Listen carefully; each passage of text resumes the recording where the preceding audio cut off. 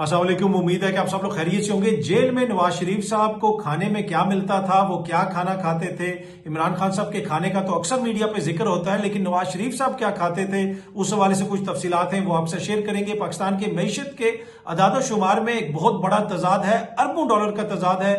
अब IMF इस हवाले से क्या कह रहा है, उस हवाले से कुछ तफसीलात हैं। सोहेल आफरीदी साहब की मकबूलियत के हवाले से मुख्तलिफ बातें हो रही हैं, वो भी आपके साथ शेयर करेंगे। कुछ मजीद खबरें हैं, खुसूसन मौलाना साहब अपने दोस्तों को ये कह रहे हैं, अपने साथियों को ये कह रहे हैं कि तैयारी करो, हमने इस्लामाबाद जाना है। उन्होंने इस्लामाबाद आके क्या करना है, उस हवाले से भी कुछ तफसीलात हैं, कुछ मजीद खबरें। कोशिश होगी कि आज के इस ब्लॉग के अंदर वो भी आपसे शेयर की जाए। सबसे पहले नवाज शरीफ साहब के खाने का जिक्र कर लेते हैं, क्योंकि नून लीग की क्यादत जिधर भी बैठती है, वो इमरान खान साहब का जब जिक्र आता है तो वो कहते हैं कि ये कौन सी जेल काट रहा है, इसको तो वहां पे खाने में ये मिलता है, ये तो वहां पे वो खाता है। लेकिन क्या आपको पता है कि इमरान खान साहब को घर से कोई खाना नहीं आ सकता। 2 साल हो गए हैं जेल के अंदर, उनको जो भी खाना मिलता है वो जेल के अंदर ही पकता है। मियां साहब का खाना घर से आता था जब वो जेल में थे। किस किस्म का खाना आता था, दुनिया न्यूज के लिए फाद शहबाज साहब ने उस दौर में रिपोर्ट किया था। जरा आप खुद सुने कि मियां साहब एक दिन में उनकी क्या खुराक होती थी, वो क्या कुछ खाने के लिए उनको मिलता था, वो क्या खाते थे, जरा सुनिएगा।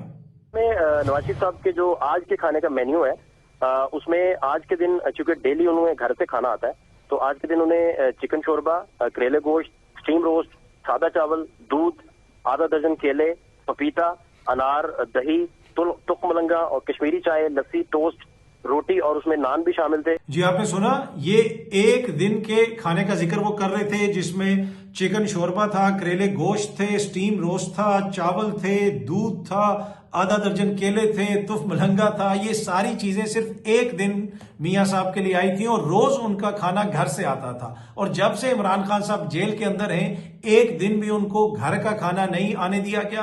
वो जो भी खाना खाते हैं वो जेल के अंदर ही पकता है, और जिस तरह भी पकता है वो आपको पता ही है। वहां पे आपको शेफ तो है नहीं है, एक आम बंदा उनको दिया गया है जो वो पका के उनको दे देता है, और उस खाने का खर्चा भी वो खुद बर्दाश्त करते हैं, खुद उठाते हैं। उनकी फैमिली पे करती है कैंटीन के अंदर, और वहां से जो भी खुराक खरीदी जाती है, जो कुछ बनाया जाता है, उसका खर्चा खुद इमरान खान साहब की जेब से, खान साहब की फैमिली की जेब से जाता है। लेकिन दूसरी तरफ आप देखें कि वो लोग जिनको इतने खाने हर रोज आते थे, हर रोज, ये तो एक स्टोरी है ना जो फाद शहबाज साहब की, ये दुनिया न्यूज में रिपोर्ट हुई थी।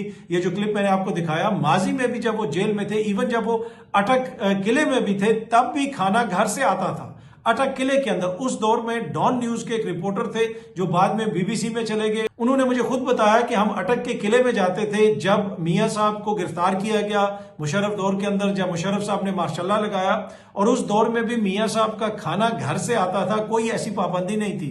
लेकिन खान साहब 2 साल से जेल में हैं, उनका एक दिन भी घर से खाना नहीं आने दिया गया। और सोने पर सुहागा कि जिनके लीडरान इस किस्म के खाने खाते थे, वो खान साहब के खानों के ऊपर तनकीद करते हैं कि जी वो जेल में बैठा हुआ ये खा रहा है, वो खा रहा है। अब उनका भी ये राइट है कि उनको घर से खाना आने दिया जाए, लेकिन नहीं आने दिया जाता। पर एनीवे, ये मियां साहब के एक दिन के खाने का सैंपल है, जिसको फाद शहबाज साहब ने रिपोर्ट किया था, बताया था कि आज का जो मेन्यू है मियां साहब के लिए वो ये है, और दुनिया न्यूज ने इसको रिपोर्ट किया था। अच्छा जी, पाकिस्तान की जो मईशत में उदाद शुमार हैं, उसमें बहुत बड़ा तजाद सामने आया। पिछले दिनों इसको एक्सप्रेस ट्रिब्यून ने भी रिपोर्ट किया, अरबों डॉलर का तजाद। अब दोबारा एक्सप्रेस ट्रिब्यून इसको रिपोर्ट कर रहा है। शहबाज राना साहब की स्टोरी है कि government resist IMF mission on 30 billion gap. 30 billion यानी 30 अरब डॉलर का गैप है, और ये गैप आपकी तजारत में है, आपका जो ट्रेड है उसके अंदर है। और अगर आप इस स्टोरी को पूरा पढ़ें तो इसमें लिखा हुआ है कि IMF has proposed sending a technical assistance mission to Pakistan to investigate reasons behind whopping 16 to 30 billion trade data. जो उसमें जो गैप है, जो तजाद है ट्रेड के डेटा में, उस हवाले से ये IMF कह रहा है कि जनाब हम अपना एक टेक्निकल मिशन भेज सकते हैं जो आपकी मदद करेगा, ताकि वो तहकीकात कर सकें कि भाई ये इतना बड़ा गैप कैसे आ गया, मईशत के अदाद शुमार में कैसे हो सकता है कि 16 अरब से 30 अरब डॉलर का तजाद है। तो लेकिन जो पाकिस्तान की हुकूमत है वो ये कह रही है कि नहीं, हमें जरूरत नहीं है, वो इसको रेजिस्ट कर रहे हैं। गवर्नमेंट ऑफ पाकिस्तान इसको रेजिस्ट कर रही है। अगर ये तजाद जो है ये कोई इनोसेंट मिस्टेक की वजह से है तो मेरे ख्याल में तो आईएमएफ के मिशन को वेलकम करना चाहिए हुकूमत को, ताकि वो आए, उनकी टेक्निकल असिस्टेंस हम भी इस्तेमाल करें और दोबारा इस किस्म का कोई टेक्निकल इशू ना हो। अब ये कोई अदादोशुमार का हेर फेर तो नहीं होगा ना, खुदा न खास्ता, ये तो कोई टेक्निकल ग्लिच होगी, कोई ऐसा मसला होगा तो वहां से एक टेक्निकल मिशन आ जाए, वो तहकीकात करें, हुकूमत पाकिस्तान की मदद भी हो जाएगी। लेकिन जो ट्रिब्यून की स्टोरी है, जो शहबाज राना साहब की स्टोरी है, उसके मुताबिक हुकूमत इसके खिलाफ मुजाहमत कर रही है, हुकूमत इसको रेजिस्ट कर रही है कि हमने आईएमएफ से ये तहकीकात नहीं करवानी। अच्छा जी, फर्स्ट वुमेन बैंक लिमिटेड जो है वो यूएई की एक एंटिटी को बेच दिया गया है। ये सामने आप देख सकते हैं, मीडिया भी इसको रिपोर्ट कर रहा है और इसमें तकरीबन वो 10 अरब के करीब पैसा जो है वो उसमें पंप करेंगे।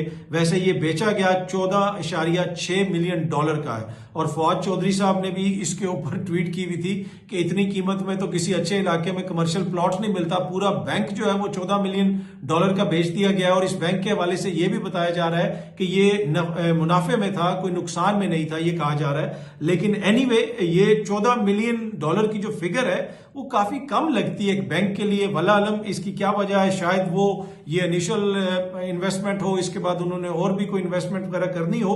इसमें बताया यही जा रहा है कि ये जो इनिशियल इन्वेस्टमेंट है इसके बाद मजीद 6 अरब डॉलर जो है, सॉरी 6 अरब रुपया, नॉट डॉलर, डॉलर तो उन्होंने टोटल दिए हैं 14 मिलियन, यानी उन्होंने 1 करोड़ 40 लाख डॉलर दिया है सिर्फ, और उसमें उनको ये बैंक मिल गया है। और इसका जो पाकिस्तानी पैसे में ये तकरीबन कोई 4 अरब रुपए के करीब बनता है और 6 अरब रुपया वो मजीद इसके अंदर एक तरह से पंप करेंगे और ये बैंक उनका हो जाएगा और अभी भी हो गया है। और बुनियादी तौर पे जो हुकूमत पाकिस्तान के इसमें शेयर्स थे वो हुकूमत पाकिस्तान ने सारे उनको बेच दिए। लेकिन तनकीद इस पर यही हो रही है कि इतनी कम इन्वेस्टमेंट, इतना बड़ा बैंक और सिर्फ 14 मिलियन डॉलर तो पीनट्स है, वो कुछ भी नहीं है। और इसी वजह से शायद फवाद चौधरी साहब कह रहे हैं कि भाई इतने में तो एक अच्छा कमर्शियल प्लॉट नहीं मिलता जितने का पूरा बैंक बेच दिया गया है। अच्छा जी, मौलाना फजल रहमान साहब कह रहे हैं कि तैयारी करें, हम इस्लामाबाद की तरफ जाएंगे, इस्लामाबाद जाने की तैयारी करें। उन्होंने अपने दोस्तों को, अपने चाहने वालों को, अपने कारकुनों को ये पैगाम दिया है। ये सामने आप तस्वीर देख सकते हैं, ये आपसे कुछ दिन पहले की तस्वीर है जब सोहेल अफरीदी साहब वज़ीर आला नहीं बने थे, उससे पहले की, जब मौलाना साहब के भाई अपने कागजात नामजदगी जमा करवा रहे थे। उन दिनों में मौलाना साहब की हुकूमत के वफ्द के साथ मीटिंग्स हो रही थी, वहां पे मोज़ेज़ वुज़रा भी बैठे हुए थे, वज़ीर कानून भी बैठे हुए थे, और अब इसी निज़ाम के खिलाफ मौलाना कह रहे हैं कि जी हमने इस्लामाबाद का रुख करना है। जिस तरीके से उन्होंने वहां पे वजारत आला का इलेक्शन लड़ने की कोशिश की, फिर सोहेल अफरीदी को वज़ीर आला बनने से रोकने के लिए जो कुछ किया गया, उनके भाई तो पेशावर हाई कोर्ट तक गए, फिर तमाम हुकूमती जो जमातें हैं, पीपल्स पार्टी, नून लीग, ये सब ऑन बोर्ड थे कि हर हालत में सोहेल अफरीदी को रोकना है। लेकिन वो रोकने में नाकाम हुए और सोहेल अफरीदी वहां पे वज़ीर आला बन गए। और अब मौलाना ये कह रहे हैं कि जनाब हमने इस्लामाबाद जाना है, इस्लामाबाद जाने की तैयारी करें, इस पार्लियामेंट की कोई हैसियत नहीं है, वो इस किस्म के बयानात दे रहे हैं। ये वैसे वही साफ लगता है जिस तरह ये जो मीटिंग्स वगैरह पहले होती रही मौलाना की हुकूमत के साथ, और अब अचानक मौलाना को हुकूमत के अंदर मुख्तलिफ चीजें जो है या मुख्तलिफ बुराइयां नजर आना शुरू हो गई। ये तो उसी तरह जब जिस तरह माजी में जब इमरान खान साहब की हुकूमत थी तो कुछ दानिशवरों को हाइब्रिड निजाम बड़ा बुरा लगता था और वो इल्जाम लगाते थे, ऑल्दो कि उस जमाने में कोई मानता नहीं था कि ये हाइब्रिड निजाम है। अब तो वजीर दिफा खुद कहते हैं कि ये हाइब्रिड निजाम है, लेकिन वो दानिशवर उसका जिक्र करके आग बगौला हो जाते थे। जरा सी बात की जाए तो वो जाके छत से लगते थे कि भाई ये आपने बात कैसे ऐसे कर ली। अब वही लोग जो है वो शहबाज शरीफ साहब की हर दूसरी मीटिंग में बैठे होते हैं, उनका हर दूसरा ट्वीट जो है वो हुकूमत के हक में होता है, हुकूमत के बयानिए के हक में होता है। अब ये कौन सी मौजूद शख्सियत है मैं उस डिटेल में नहीं जाना चाहता, लेकिन वो इतना गुस्सा करते थे कि जनाब ये कैसे हो सकता है कि सियासत के अंदर इस तरह मुदाखलत हो या सियासत के अंदर उसका किरदार हो या वैसे किरदार हो। और अब वो माशाल्लाह जो है हुकूमत की इंपॉर्टेंट मीटिंग्स में बैठे होते हैं और हुकूमत के हक में, यानी हुकूमत के जो बयानिया है उसके हक में वो ट्वीट्स कर रहे होते हैं। कभी वो इसको तनकीद कर रहे होते हैं, कभी वो उसको तनकीद कर रहे होते हैं, कभी वो आलमी रहनुमाओं की ट्वीट्स के ऊपर ट्वीट्स कर रहे होते हैं इंग्लिश में। तो टोटल आपको 180 डिग्री का जो है ना वो आपको नजर आता है कि उन्होंने एक मूव लिया है। ये यू टर्न भी नहीं है, ये तो कोई बहुत ही बड़ा टर्न है, लेकिन ये कोई एक शख्सियत नहीं, ऐसी बहुत सारी मोजिज शख्सियात हैं जिनका मैं ओवरऑल जर्नल जिक्र कर रहा हूं, किसी एक मोजिज शख्सियत के हवाले से जिक्र नहीं कर रहा, जिसमें सहाफी भी शामिल है। उस जमाने में इमरान खान के दौर में सहाफ़ी जाके मौलाना साहब के जलसों से खिताब भी कर देते थे। पीडीएम की जो तैयारी हो रही थी कि किस तरह इमरान खान साहब की हुकूमत का खात्मा करना, उन मीटिंग्स में वो बैठे होते थे। बाद में जनाब वो इनकलाबी बन जाते हैं, फिर वो जाके हुकूमतों से तमगे भी ले लेते हैं।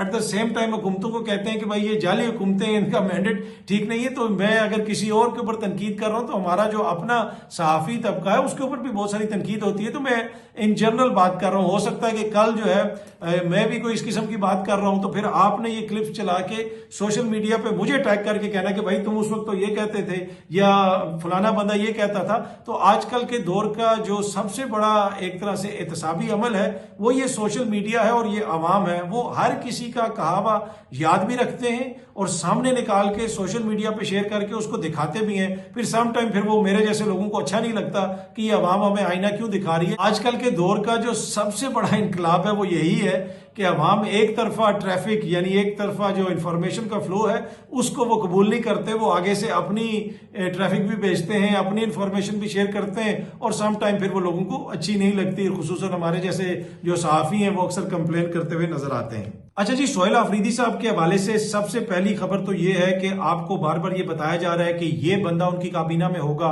वो बंदा उनकी काबीना में नहीं होगा, ये एडवाइजरी काउंसिल बन गई है, इतने नाम फाइनल हो गए। मैं आपको खबर की बुनियाद पे ये कह रहा हूं, तजिया नहीं, खबर की बुनियाद पे ये कह रहा हूं कि कोई नाम फाइनल नहीं हुआ, कोई काबीना नहीं बनेगी जब तक इमरान खान साहब से मुलाकात नहीं होगी। हाँ, काबीना बनाना जरूरी इसलिए है कि फिर कुछ मामलात को चलाना होता है, कुछ चीजों की मंजूरी काबीना से लेनी होती है। अगर इमरान खान साहब से मुलाकात की इजाजत नहीं दी जाती, मामला तूल पकड़ता है, तो सोहेल आफरीदी साहब 8 से 10 बंदों के ऊपर एक लिमिटेड सी काबीना बना लेंगे जिससे मामलात चलाएंगे। और वो तब बनाना चाहते हैं जब उनकी इमरान खान साहब से मुलाकात हो जाए। सोहेल आफरीदी ये कह रहा है कि काबीना के काफ से लेके ये के नुक्ते तक जो है सारी चीजें तब फाइनल होंगी जब तक इमरान खान साहब की मुझे गो हेड नहीं मिलेगी, तब तक वो चीजें फाइनल नहीं होंगी। तो उनकी तो ख्वाहिश ये है कि पहले इमरान खान साहब से मुलाकात हो, लेकिन अगर इसमें कोई आईनी रुकावट आती है, कोई मामलात चलाने के लिए काबीना का बनाना जरूरी होता है, तो 8 से 10 लोग जिनके हवाले से कोई डाउट नहीं है उनको काबीना में शामिल किया जाएगा। और फिर जब मुलाकात होगी खान साहब से जाके पूछ भी लिया जाएगा कि जी ये कुछ लोग शामिल किए गए हैं, लिमिटेड से एक काबीना बनाई गई है, आप इसके ऊपर क्या कहते हैं। अगर वो ये कहते हैं कि जी ठीक है, इसमें मजीद लोगों को शामिल कर दिया जाए या लोगों को निकाल दिया जाए, तो वैसा ही किया जाएगा। तो खबर जो मैं आपसे शेयर कर रहा हूं कि काबीना कोई फाइनल नहीं हुई है, काबीना तब फाइनल होगी जब इमरान खान साहब से मुलाकात होगी। अगर मुलाकात में रुकावट डाली जाती है तो आईनी जरूरत के तहत एक महदूद सी काबीना बना दी जाएगी। अच्छा जी, सोहेल आफरीदी साहब जो हैं उनको इमरान खान साहब ने वज़ीर आला के लिए नामजद किया। उससे पहले बहुत सारे लोग जो है शायद वो सोहेल आफरीदी साहब के नाम को से वाकिफ भी ना हो, उनको जानते भी ना हो। कुछ लोग तो ऐसे भी कह रहे हैं कि जैसे इमरान खान साहब भी सोहेल आफरीदी को नहीं जानते थे। ये मैं आपको इन्फॉर्मेशन की बुनियाद पे कह रहा हूँ, ये सरासर जो है हकायक के मुनाफी दावा है। खान साहब सोहेल आफरीदी को ना सिर्फ जानते थे, कितनी दफा उससे मिले हैं, कितनी दफा उससे बात की है। ये जितने नौजवान हैं इन सबको इमरान खान साहब जानते हैं। इमरान खान तो जिससे एक दफा मिल ले तो उसका नाम भी उनको नहीं भूलता। वो बताते हैं कि हाँ भाई तुम फलानी जगह पे मुझे मिले थे। तो सोहेल आफरीदी तो छोटा सा लड़का था जब उसने आईएसएफ और पीटीआई को ज्वाइन किया, तब से वो खान साहब के साथ है। तो खान साहब को पता था, खान साहब को उसके नजरियात का पता था, उसकी गुफ्तगू का पता था, सारी चीजों का पता था। इसीलिए खान साहब ने उसको वज़ीर आला नामजद किया। अब सोहेल आफरीदी की जो मकबूलियत है, आपने देखा कि गवर्नर हाउस में लोग कैसे उसके साथ सेल्फियां ले रहे हैं, उसको चूम रहे हैं और जिस तरीके से वहां पे नारे लग रहे हैं। अब सोहेल आफरीदी तो पहले भी यहां पे था।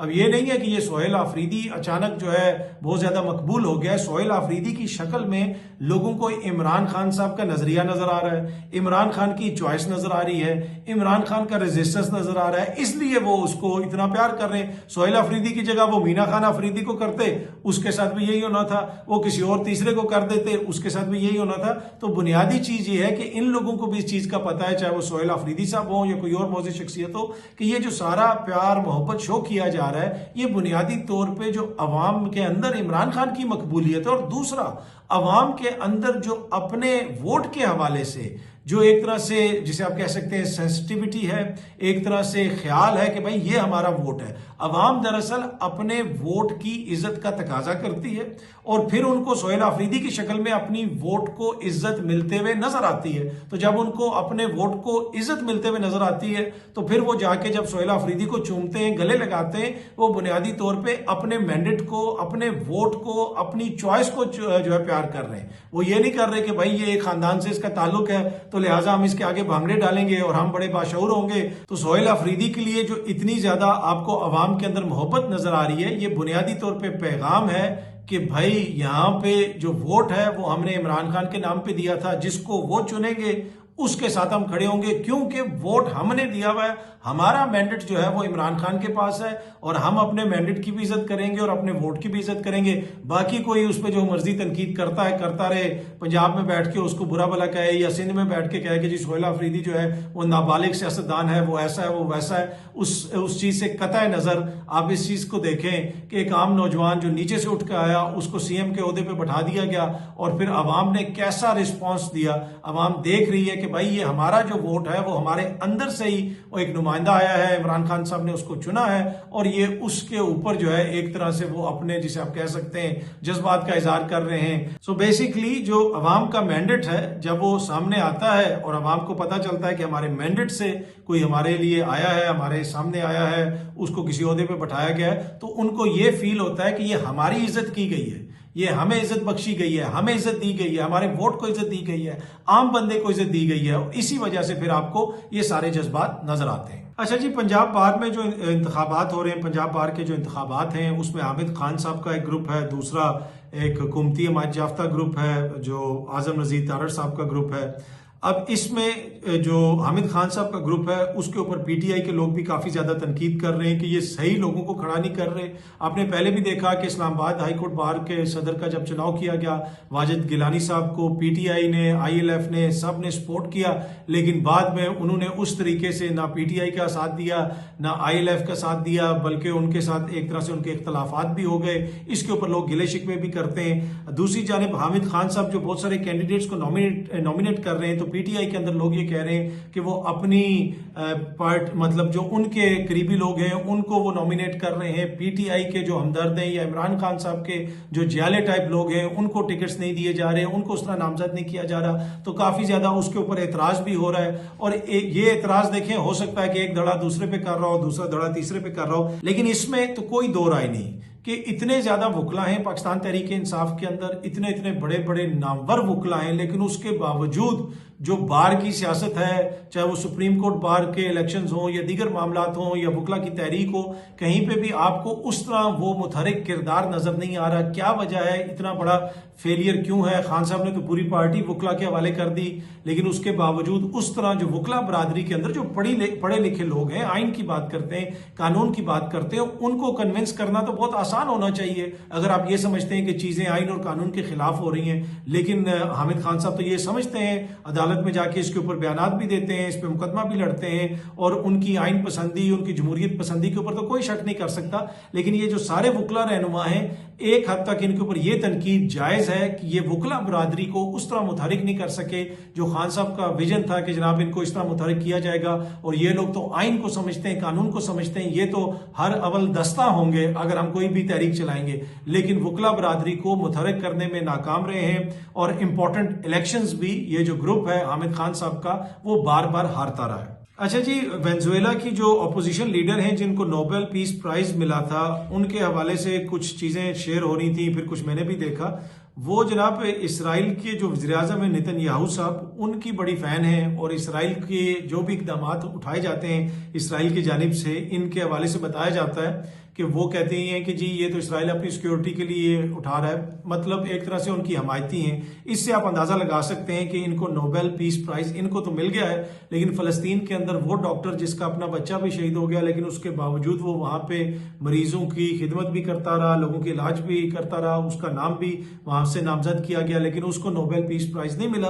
इनको मिल गया है। इसकी वजह यह है कि ये उस हुकूमत के खिलाफ हैं जो हुकूमत अमेरिका के खिलाफ है, तो फिर और यूरोपीय यूनियन भी इनके बड़े हक में है, तो इनको ये नोबेल पीस प्राइज दिया गया है। और अब इनके हवाले से ये इंफॉर्मेशन आ रही है कि जनाब ये इसराइल के जो वज़ीर आज़म हैं नेतन्याहू, उनकी भी बहुत बड़ी फैन है। अच्छा जी, इसराइल के हवाले से एक और स्टोरी है। बरतानिया का एक फुटबॉल क्लब है एस्टन विला, बर्मिंघम में उनका ग्राउंड है। वहां पे एक इसराइली फुटबॉल क्लब ने आके मैच खेलना है। मुकामी पुलिस ने कहा है कि इसराइल के जो फुटबॉल क्लब के फैंस हैं वो उधर ना आए, हम उनको सिक्योरिटी नहीं दे सकते। और उस हवाले से वहां के जो पॉलिटिशियंस हैं वो भी बड़े मुतहरिक हैं, उन्होंने भी इस फैसले को वेलकम किया है। बल्कि बहुत सारे लोग तो ये मुतालबा कर रहे थे कि इस क्लब के ऊपर भी पाबंदी लगाई जाए, ये यहाँ पे ना आए। लेकिन ये अवामी दबाव है और उस अवामी दबाव के तहत वहां पे इंतजामिया ने यह फैसला किया है कि उस क्लब के जो फैंस हैं उनको वहां पे आने की इजाजत नहीं होगी। अब ये इस चीज के ऊपर वहां पे मीडिया पे बहस भी हो रही है, लेकिन कहने का मकसद ये है कि इस तरह का सेंटीमेंट है पूरी दुनिया में। यूरोप के अंदर भी इसराइल के हवाले से जो उसने जुल्म किया, फलस्तीन के अंदर जो उसने नस्ल कुशी की, जिसको बाकायदा अक़वाम मुत्तहिदा ने कहा कि वो नस्ल कुशी कर रहा है, उसके ऊपर बड़ा सख्त किस्म का गुस्सा है मगरिब के अंदर भी, दीगर जगहों पे भी। लेकिन वहां की जो हुकूमतें हैं बाय एंड लार्ज वो इसराइल के सहूलतकार हैं, और फिर आप देखते हैं कि जो जो इसराइल को पसंद करता है उनको नवाजा भी जाता है। बहुत जल्द आप सब लोगों से दोबारा मुलाकात होगी। Thank you very much.